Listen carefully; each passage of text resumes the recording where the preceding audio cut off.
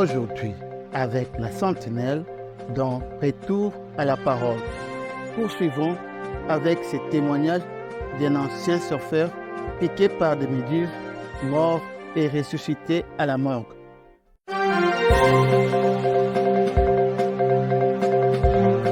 Télé-Sentinelle. Shalom.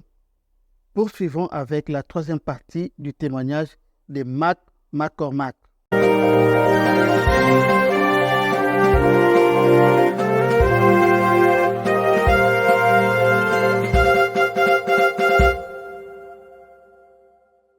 C'est l'histoire incroyable d'un surfeur mort accidentellement, mais qui ressuscite à la morgue devant le médecin légiste. Si tu ne crois pas au miracle, accroche-toi. Yann est un jeune surfeur parti à l'île Maurice à la recherche de la vague parfaite. Une nuit, dans l'eau, il est violemment attaqué par 5 cuboméduses, l'une des créatures les plus venimeuses au monde. Le poison alors paralyse peu à peu son corps. Il voit toute sa vie défiler devant ses yeux et soudain, son cœur s'arrête. On essaie de le réanimer, mais en vain. Il est déclaré mort et amené à la morgue. Yann fait alors l'expérience bouleversante de l'enfer et du paradis, où il verra et parlera avec Jésus en personne. Revenu à la vie, il témoigne avec puissance de ce qu'il a vu et entendu. C'est le témoignage incroyable mais vrai de Yann McCormack. Alors oui, j'étais allongé là, dans cette ambulance, et je disais à ma mère, « Maman, mais je ne crois même pas en Dieu. Et s'il existe, comment Dieu pourrait-il me pardonner? J'ai commis tellement de péchés, tellement de mal. C'est trop tard pour moi. Ce serait hypocrite de prier maintenant. » Mais alors ma mère m'a dit, « Yann, appelle le Seigneur. » Vous savez, ma mère était chrétienne, elle priait Jésus. Serait-il possible qu'elle ait raison et que Jésus puisse faire quelque chose pour moi? Et je me suis rappelé à ce moment-là que quand j'étais petit et que je me mettais à genoux devant mon lit avant d'aller me coucher, je disais la prière du Notre Père. C'était la seule prière que je connaissais, la seule prière que ma mère m'avait apprise. Alors, je me suis dit que j'allais réciter cette prière. Et là, j'ai dit, « Dieu, si tu existes, si tu entends le cri d'un homme comme moi, aide-moi à prier, parce que je ne me souviens pas de la prière du Notre Père. » Et alors que je disais cela, des mots tout empreints de lumière sont apparus devant moi. « Pardonnez-nous nos offenses et nos péchés. » Ce n'était pas le début de la prière du Notre Père, mais c'était bien dans la prière du Notre Père. Alors j'ai dit, « Mon Dieu, j'ai commis tant de péchés, je ne peux pas les énumérer, ils sont trop nombreux. Je me sens hypocrite de te demander de me pardonner maintenant. Mais si c'est possible, si tu peux me pardonner, pardonne-moi tous mes péchés. » Et tandis que je disais cela, les mots ont disparu et d'autres mots sont apparus. « Pardonne à ceux qui t'ont offensé et qui ont péché contre toi. » Et là, je me suis dit, « Mais je ne suis pas du genre à me venger, je ne suis pas vindicatif, Seigneur. Je peux pardonner à n'importe qui, n'importe quoi qu'il m'ait fait. Oui, je leur pardonne. » Et alors que je disais cela, le visage du chauffeur de taxi indien est apparu à 1 mètre de moi. Et là, je me suis dit, « Mais qu'est-ce qu'il fait là, celui-là ?» Bon, je vous épargne les mots que j'ai rajoutés parce que c'est pas très correct de le répéter en français. Et là, j'entends « Pardonnes-tu à cet homme de t'avoir jeté de son taxi ce soir et de t'avoir laissé pour mort devant l'hôtel ?» Et là, je me dis « Mais c'est une blague ou quoi ?» J'avais qu'une envie, c'était de me retourner et de le frapper, cet homme-là. Mais d'un coup, un autre visage apparaît, le visage du Chinois, le propriétaire de l'hôtel, devant moi. Et la voix de nouveau me dit « Pardonnes-tu à cet homme de ne pas avoir voulu prendre sa voiture pour t'emmener à l'hôpital ?» Et là, j'ai pensé, mais non, mais ça va pas la tête. Je sais pas ce que je vais faire à ces 2 hommes, mais je vais clairement pas leur dire que Dieu vous bénisse, mes enfants.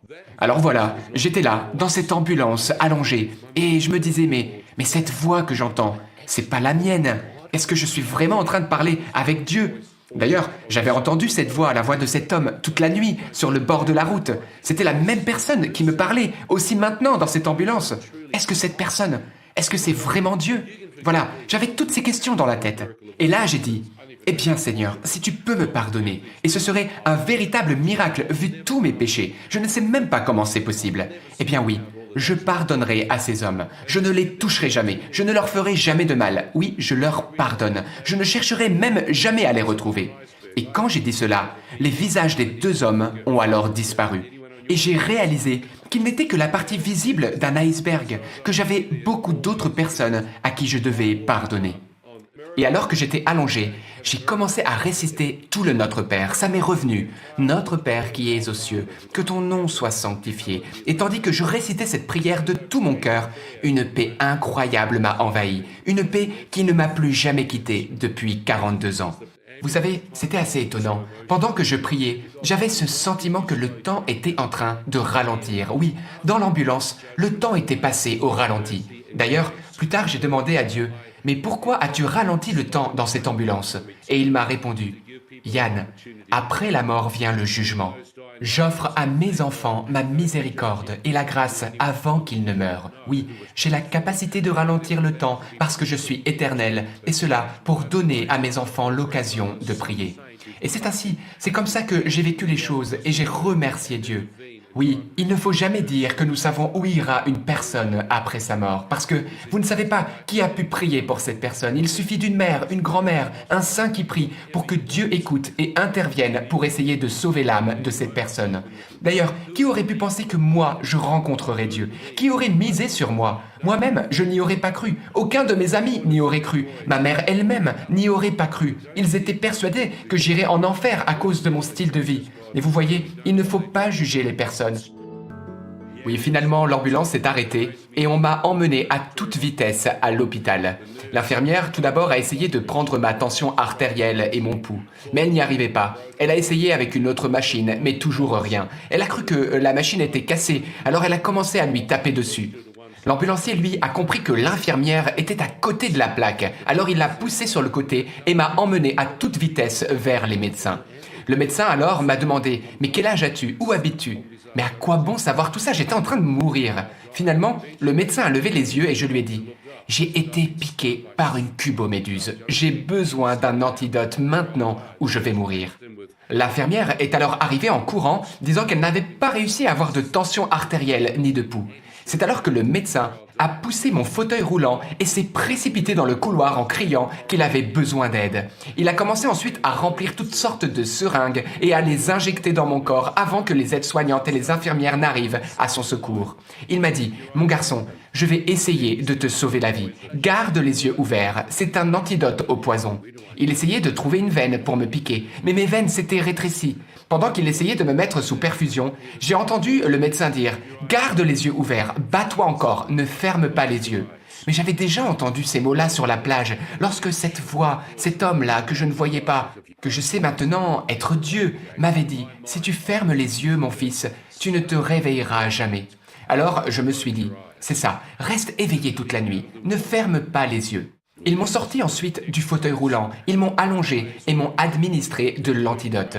Mais j'avais extrêmement du mal à garder mes yeux ouverts. J'ai commencé à transpirer pendant qu'ils injectaient à nouveau du liquide dans mon corps. Et alors que la sueur commençait à couler dans mes yeux, j'ai essayé de demander « Docteur, essuyez mon front s'il vous plaît. Mes yeux sont en train de se fermer. » Mais mes lèvres ne réagissaient pas. J'ai essayé de lever mes mains, l'une ou l'autre, pour m'essuyer les yeux afin d'y voir quelque chose parce que je ne voulais pas cligner des yeux.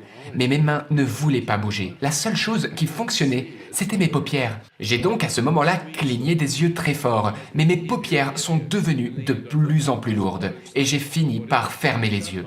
À ce moment-là, les machines qui surveillaient mon cœur se sont arrêtées et on m'a déclaré mort. Waouh! Plein de rebondissements dans ce témoignage. Ne manquez aucun épisode et le Seigneur vous bénira. Pour aujourd'hui, nous nous arrêtons là. La Sentinelle vous prie de garder contact avec l'émission Retour à la parole. Pour continuer à aider les âmes, cliquez à ces liens. Cliquez ici et vous serez redirigé vers Télé Sentinelle pour souscrire votre abonnement. Si le Seigneur tarde à venir, nous allons nous retrouver encore demain pour la suite de ces témoignages. Et entre-temps, la Sentinelle prie le Seigneur que la grâce et le bonheur vous accompagnent tout au long de votre vie. Pour aujourd'hui, la Sentinelle vous dit bye.